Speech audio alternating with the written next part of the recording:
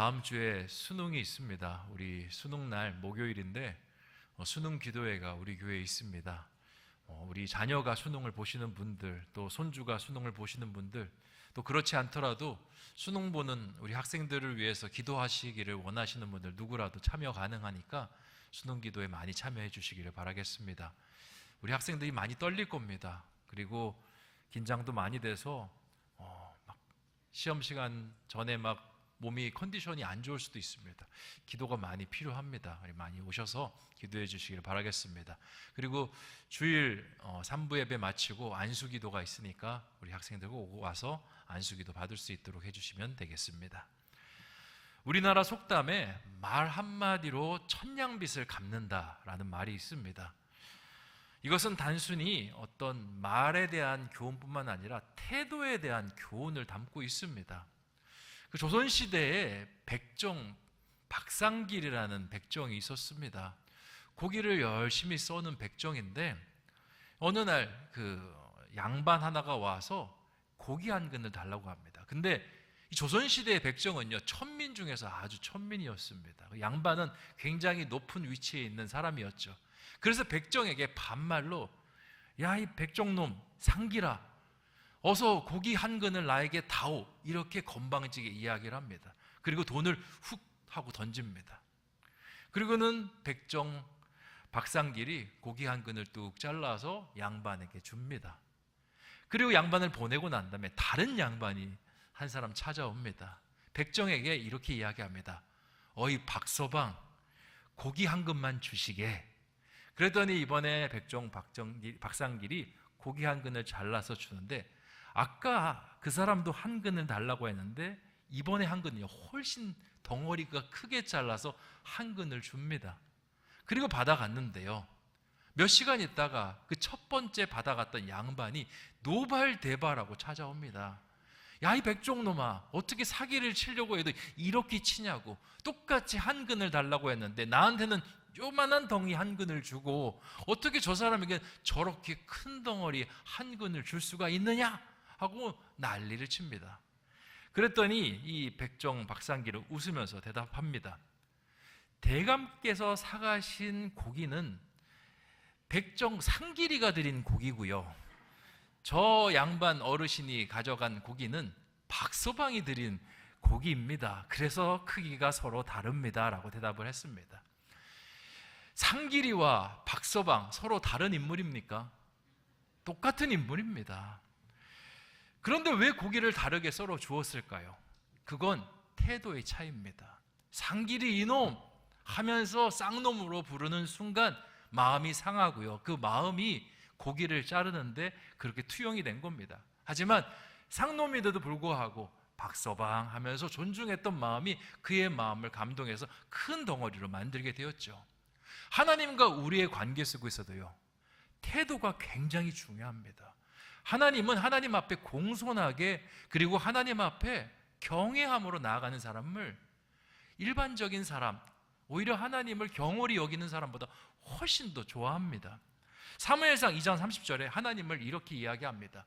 나를 존중히 여기는 자를 내가 어떻게 여긴다고요? 존중히 여기고 나를 멸시하는 자를 내가 경멸하리라. 하나님께서는요, 하나님을 존중히 여기고 하나님을 공손하게 대하면 하나님께서도 우리에게 존중히 여기고 하나님의 은혜를 풍성히 부어주십니다.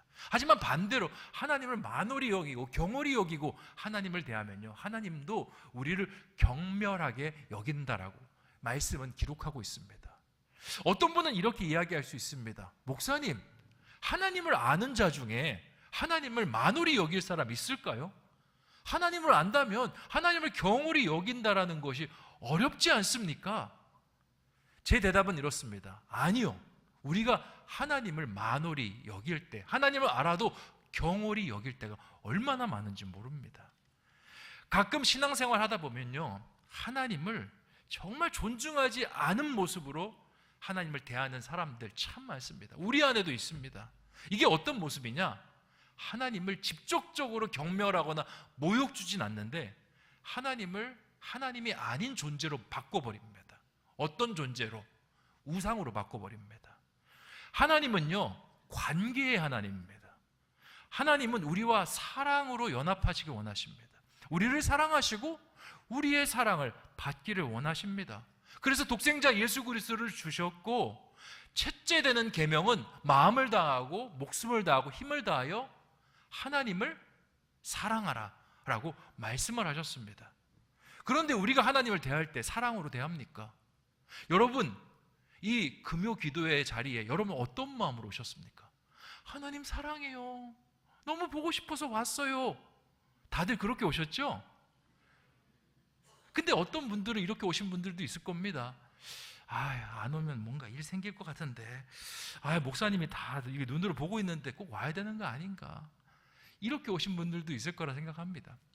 근데 여기까지 괜찮습니다. 근데 하나님과 관계를 비즈니스 관계로 생각하는 분들이 있습니다. 줄 건 주고요, 받을 건 받자라고 그렇게 하나님과의 관계를 설정합니다. 하나님, 제가 예배 잘 드렸습니다. 그러면 나한테 뭐 줘야 돼요? 축복 주셔야 하지 않습니까? 하나님, 제가 기도했지 않습니까? 그러면 하나님 뭐 하셔야 됩니까? 문제 풀어주셔야죠. 하나님, 제가 봉사, 섬김 했습니다. 하나님, 그러면 저에게 일의 복, 가정의 복, 은혜의 복을 나에게 선사하여야 되지 않습니까? 모든 것이 주셔야죠, 주셔야죠. 주시옵소서, 주시옵소서 다 연결되어 있습니다. 이게 우상으로 하나님을 치환하는 겁니다. 옛날에 이 치성이라고 있지 않습니까? 이게 그릇에 냉수를 떠놓고 비나이다, 비나이다, 천지신명께 비나이다.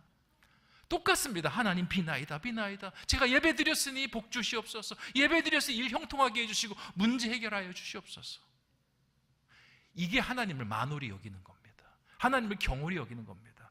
하나님은 인격인데 하나님을 우상으로 치환해 버리는 것, 이것을 하나님께서 경홀히 여긴다, 나를 경멸히 여긴다라고 보시는 겁니다. 오늘 사무엘상 25장 말씀에서는요, 신앙 안에서 태도가 얼마나 중요한지 우리에게 가르쳐주고 있는 말씀입니다.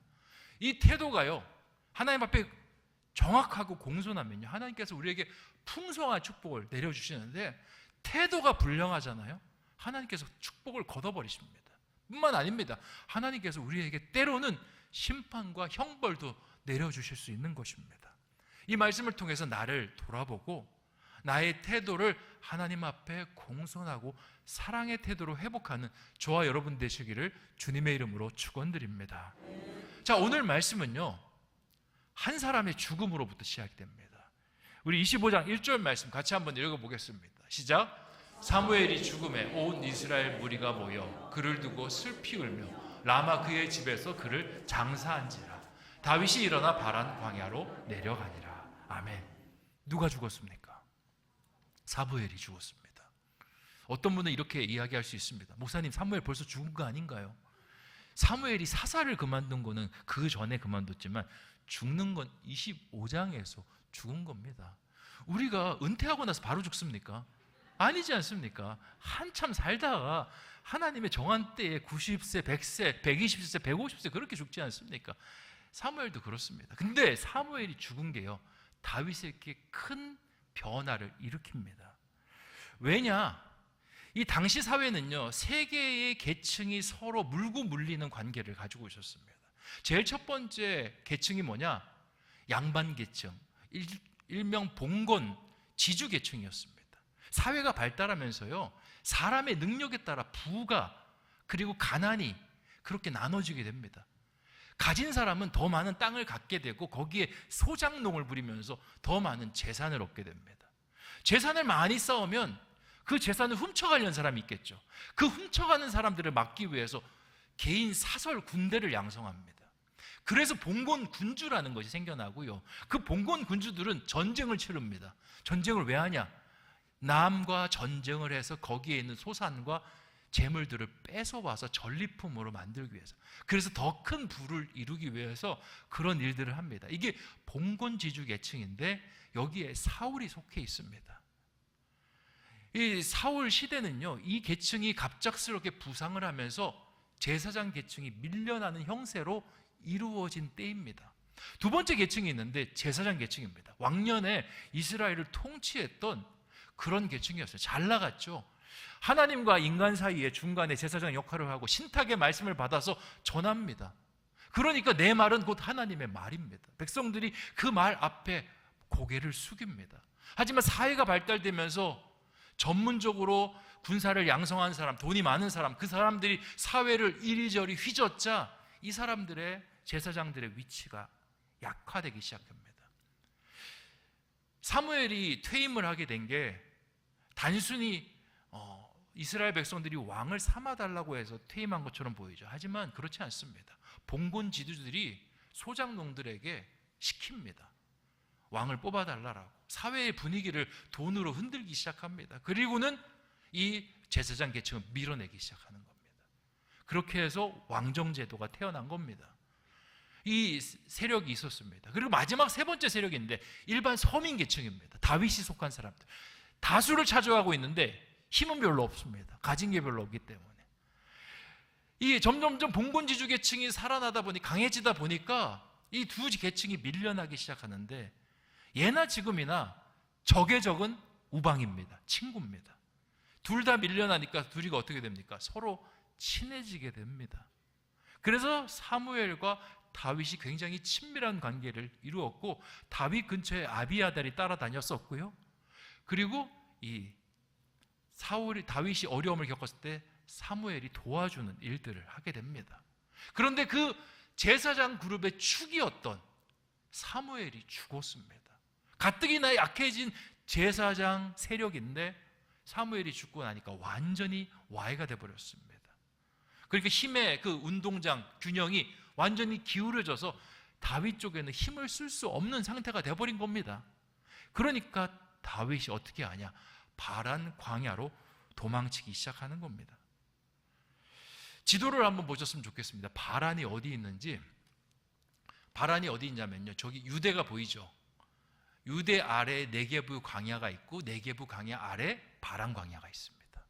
이스라엘 백성들이 출애굽해서 신광야라고 해서 그 밑에가 시내산이 있는데 바란 광야를 타고 위로 유대로 올라왔습니다. 그러니까 이스라엘을 떠나 이스라엘이 지역이 아닌 곳으로 숨어 들어간 것이 바로 바란 광야로 내려간 것입니다. 바란 광야로 다윗이 내려간 것은요, 큰 실수입니다. 왜 실수냐? 다윗은 보통 사람이 아닙니다. 하나님의 기름 부음을 받은 사람입니다. 하나님의 선택을 받은 사람입니다. 하나님의 선택받은 사람은요, 뭔가를 움직여 나가고 판단해 나갈 때 누구의 선택이 제일 중요합니까? 하나님의 선택이 제일 중요합니다. 하나님의 말씀이 중요하고 하나님께 묻고 나아가는 것이 중요합니다. 우리가 다윗의 인생을 압니다. 다윗이 하나님께 묻고 나가지 않았을 때 그가 얼마나 큰 곤욕을 치렀습니까? 근데 다윗이 사무엘이 주자 하나님한테 묻지도 않고요, 그냥 바란 광야로 옮겨버립니다. 사무엘상을 읽어보면 다윗이 하나님 말씀 없이 나라를 떠난 적이 딱 3번 있습니다. 첫 번째, 그 아히멜렉 제사장 집에 가서 골리앗 칼을 받았더니 골리앗 칼을 받은 것은 초심으로 돌아가라고 하나님께서 주신 건데 그 칼을 보더니 하나님께서 나에게 블레셋으로 망명하라는 뜻인가 하면서 블레셋으로 갑니다. 그리고는 거기서 어떤 일을 당합니까? 봉변을 당합니다. 사람들 앞에서 미치광이 행차를 하고 옷을 풀고 침을 질질 흘리면서 블레셋 사람들과 그 블레셋 왕 앞에서 굉장히 모욕적인 일을 당합니다. 그리고 또 언제가 있느냐? 그렇게 돌아온 다음에 정신 차려야 되는데 모압 땅으로 망명을 합니다. 모압 땅에서 평생 거기서 눌러 앉으려고 하는데 하나님께서 선견자 갓을 보내서 네가 지금 여기 있을 때가 아니라 빨리 이스라엘로 돌아가라 말씀하십니다. 그렇게 돌아와서 자기가 하나님 말씀 안 들어서 내가 그렇게 그 땅에 있었던 것이 잘못이었구나 깨달았어야 되는데 3번째 또 잘못을 합니다. 사무엘이 죽자 바란 광야로 내려가기 시작하는 겁니다. 우리가 신앙생활할 때요, 이런 다윗과 같은 모습이 얼마나 많은지 모릅니다. 우리도 하나님의 선택받은 사람입니다. 하나님께서 지난주에 성찬했지 않습니까? 예수 그리스도의 몸과 피로 하나님의 자녀가 된 사람들입니다. 우리의 우선순위는 하나님이 되어야 되는 그런 존재들입니다. 그런데 말로는 하나님은 피난처시요, 하나님은 도움이시요, 하나님은 요새시요, 바위시요 이야기하는데 문제가 딱 터지면요, 내 생각이 바위요, 내 판단이 요새요, 내 뜻과 내 행동이 피난처요 라고 행동하는 경우가 얼마나 많은지 모릅니다. 요즘 들어서 저희 아이들이 아빠를 1순위로 생각하지 않습니다. 예전에는 저를 참 1순위라고 생각했거든요. 학교에서 뭘 듣고 와도 아빠가 그게 아니야, 아빠의 생각엔 이러저러하다 하면 예 아버지, 이렇게 대답하면서 제가 팥으로 매주를 쏜다 그래도 다 믿었습니다. 그런데 요즘 커지다 보니까요, 제가 뭔 얘기를 하면 이렇게 이야기합니다. 아빠 그거 근거가 어디야? 그 누가 그랬어? 그리고는 학교 선생님은 그렇게 얘기하지 않던데요? 그렇게 이야기하는 거예요. 그래서 제가 이렇게 물어봅니다. 학교 선생님이 높아, 아빠가 높아? 아 피곤하다, 아 피곤하다, 아 엄마 밥 언제 하지? 딴소리 합니다. 옛날에는요, 아빠 머리가 아파요, 아빠 치아가 흔들려요, 그렇게 이야기합니다. 그러면 제가 이빨을 빼주기도 하고요, 병원에 데려가 주기도 합니다. 그런데 요즘은요, 그렇게 이야기합니다. 안 합니다. 아빠, 나 병원 가야 될 것 같아요, 머리가 아파요. 아빠, 나 치과 가야 될 것 같아요, 이빨이 흔들려요. 이 아이들의 말 속에 행간을 읽으면 어떻습니까? 누가 1순위입니까? 학교 선생님이 1순위고요, 그리고 의사 선생님이 1순위인 겁니다. 다윗도 마찬가지입니다. 발 안으로 내려간 것, 그게 문제가 아닙니다. 내려가더라도 1순위는 누가 돼야 됩니까?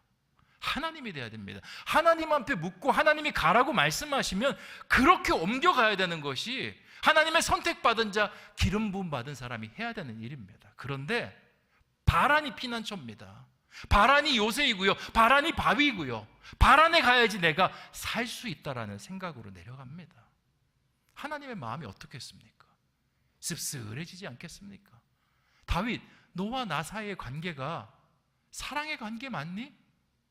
나를 우상으로 여기는 거 아니야. 너가 필요할 때 그렇게 찾는 존재. 그래서 하나님께서요, 다윗에게 거울 치료를 시킵니다. 그래, 거 내려가서 너랑 똑같은 인간 한번 만나봐. 그게 오늘 말씀의 이 나발이라는 사람입니다. 이 나발이라는 사람이 어떤 사람인지 사무엘상 25장 2절 3절 말씀 같이 한번 읽어보겠습니다. 시작. 마온에 한 사람이 있는데 그의 생업이 갈멜에 있고 심히 부하여 양이 3,000마리요 염소가 1,000마리이므로 그가 갈멜에서 그의 양털을 깎고 있었으니 그 사람의 이름은 나발이요 그의 아내의 이름은 아비가일이라.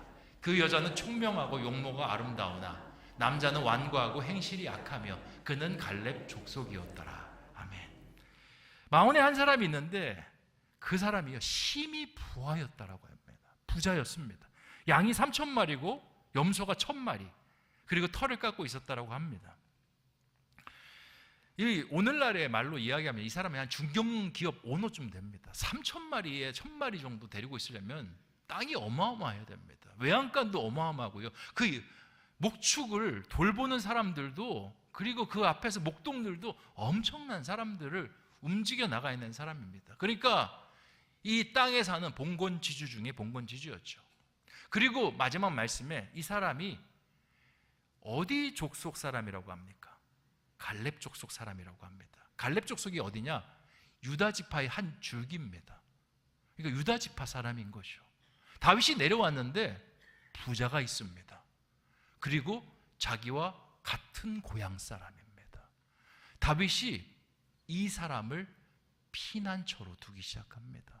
이 사람과 관계를 잘 맺으면 내가 이렇게 바란으로 쫓겨왔지만 여기서 삶을 꾸려나갈 수 있겠구나라는 생각을 합니다. 그래서 먼저 이 나발에게 호의를 베풉니다. 양털을 깎는데요, 보니까 양털을 깎는데 주변에 지키는 군사들이 없습니다. 이 당시는요, 치안이 오늘날 같지 않습니다. 오늘날은 뭐 군대도 있고 그 국경을 보호하는 국경 수비대도 있고 뭐 경찰도 있고 다 있잖아요. 근데 이때는요, 자기가 자기 재산을 지키지 않으면 재산을 잃어버릴 수밖에 없는 시대입니다. 그리고 이 이스라엘과 멀리 떨어진 지역에 있지 않습니까? 사울이 뭔가를 이 사람이 당했다라고 해도 군대를 파병해서 그 문제를 해결하기까지 시간이 얼마나 많이 걸립니까? 근데 다윗이 보는데 이 사람이 지키는 군사가 없는 거예요. 자기는 군사가 많죠. 이 사람과 같이 관계를 맺으면 되겠다. 나는 이 사람의 호위무사가 되고 이 사람은 나에게 서포터가 되고. 예나 지금이나 그런 게 있습니다. 돈과 이 무력은요 같이 맞물려 들어갑니다. 우리 7, 80년대 범죄와의 전쟁 하지 않습니까? 깡패들이 막 싸웁니다. 깡패들 뒤에 누가 있습니까? 권력자들이 있어요. 정치인들이 있어요. 그렇게 결탁을 해서 앞에서는 깡패들이 일하고 뒤에서는 권력자들이 이렇게 같이 좌지우지하는 겁니다. 봉건사회도 마찬가지예요. 무력을 가진 사람들은 서포터를 찾는 거고요. 서포터는 돈을 줘서 그들을 군대로 이제 자기를 위해서 일하도록 만듭니다.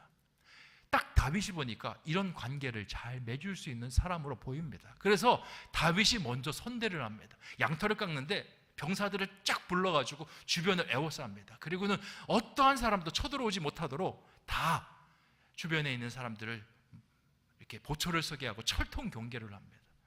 그리고는 나발에게 이제 전가를 넣습니다. 내가 당신의 양떼를 보호해 줬으니 당신이 나와 나의 군사들에게 조금이라도 좀 은덕을 베풀면 안 되겠느냐.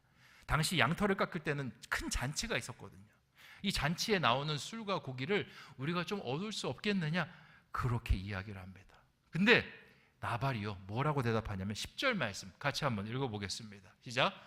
나발이 다윗의 사환들에게 대답하여 이르되 다윗은 누구며 이새의 아들은 누구냐? 요즘에 각기 주인에게서 억지로 떠나는 종이 많도다.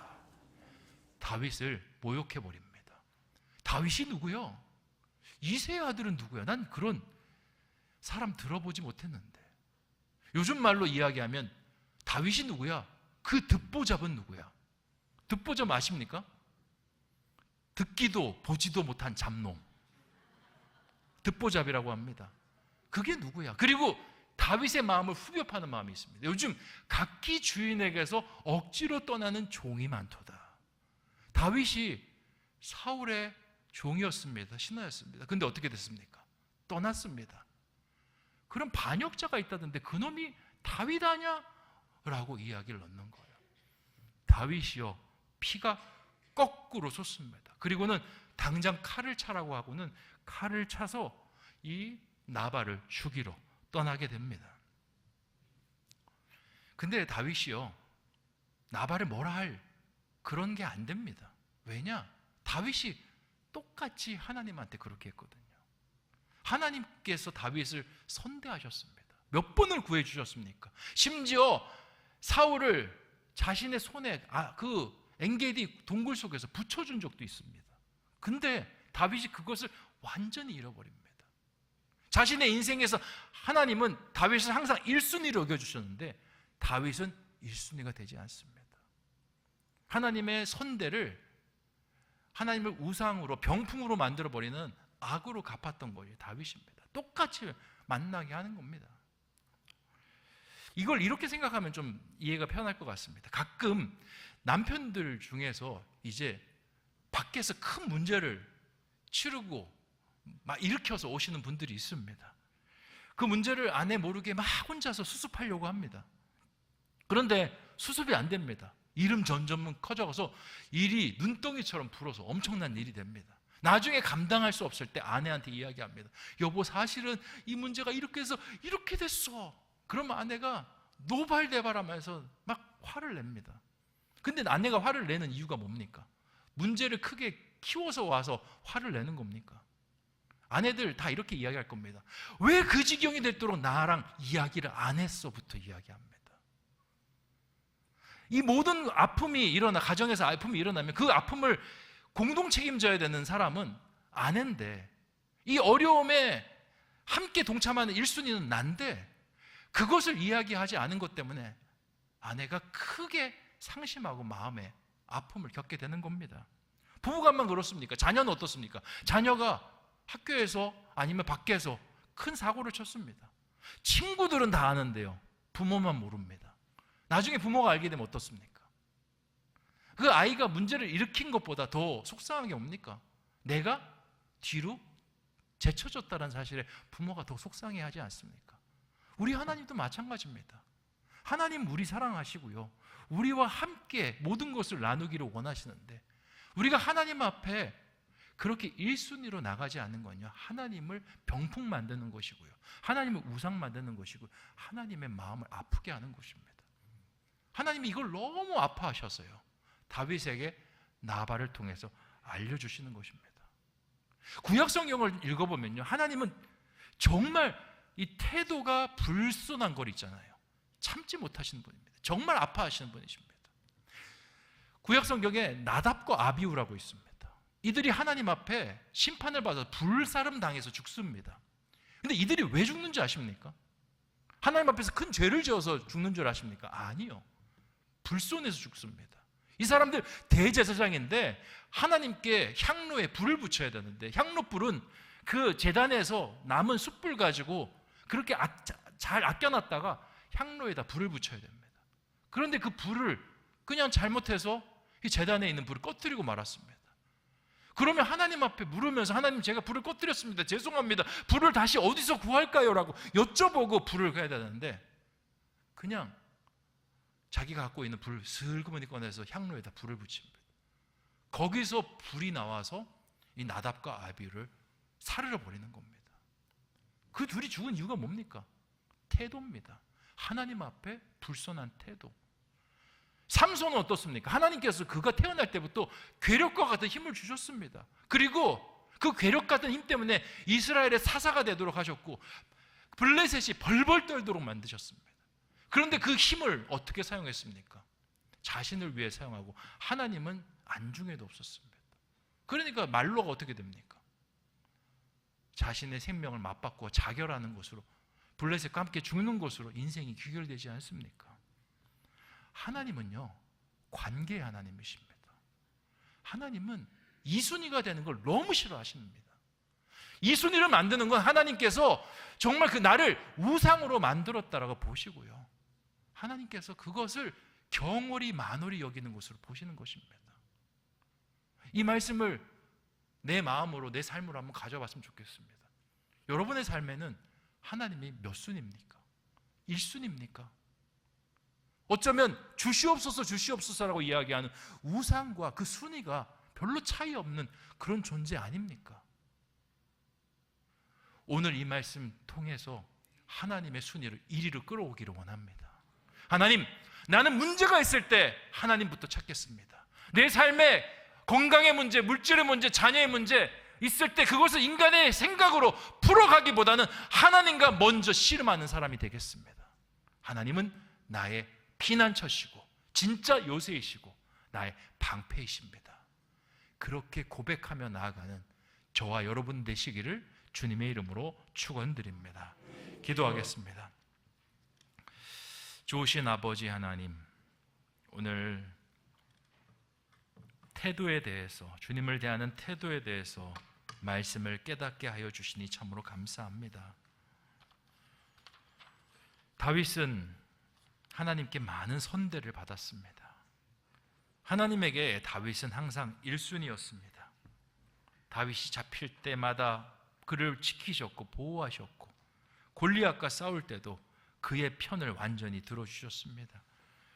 세상을 통치하시고 세상을 균형 있게 지배하시는 하나님께서 누구의 편이 되어주신다라는 것, 그건 엄청난 선대이고 엄청난 사랑입니다.